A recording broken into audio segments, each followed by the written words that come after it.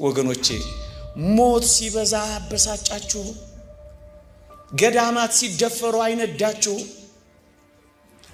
እግሮቻችንን ያጠቡ ዳቤ የጋገሩ እሳት የተጠበሱ አባቶች በጥይት ሲጠበሱ አሳዝናችሁ አንዳች ነገር አበሳጫችሁ። መቤቴ መኪና ካልሰጠሽኝማ የለሽም ማለት ነው። አንተ መኪና ካልነዳ ወላዲት አምላክ የለችም። ይሄ እኮ ንግድ ነው።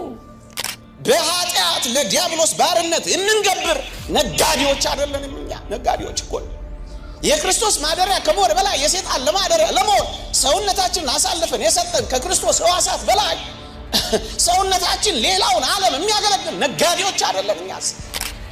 ቤተ ክርስቲያንን የሚያገለግሉ ሰዎች ምሳሌ ነው።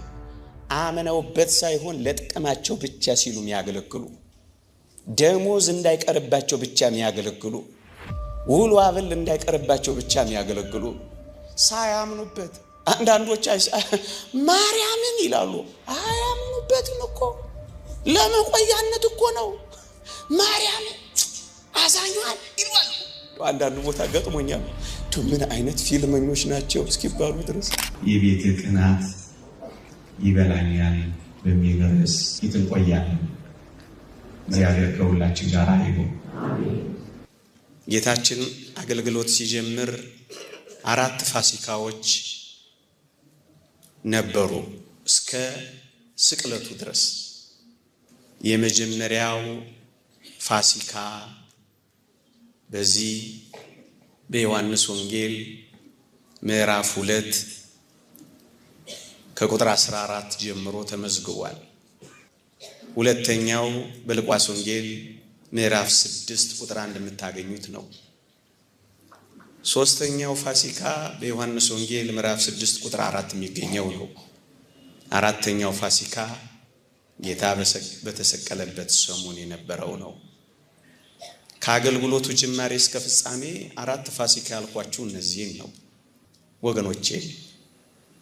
የዛሬ በዓላቶቻችን የጌታ በዓላቶች ናቸው ወይስ የኛ በዓላቶች ናቸው? ወገኖቼ እንደዚህ ያስባችሁ ታውቃላችሁ? ጉባኤያቶቻችን የእግዚአብሔር ጉባኤያት ናቸው ወይስ የኛ ጉባኤያት ናቸው? ታስታውሳላችሁ? እስራኤል በበደሉ ጊዜ ሕዝቤ ይላቸው እንዳልነበረ ሕዝብህ እንዳላቸው ታስታውሳላችሁ? እኔ ያስፈራኛል። እግዚአብሔር እኔና እናንተን ሕዝቦቼ ይለን ይሆን ዛሬ? ባሮቼ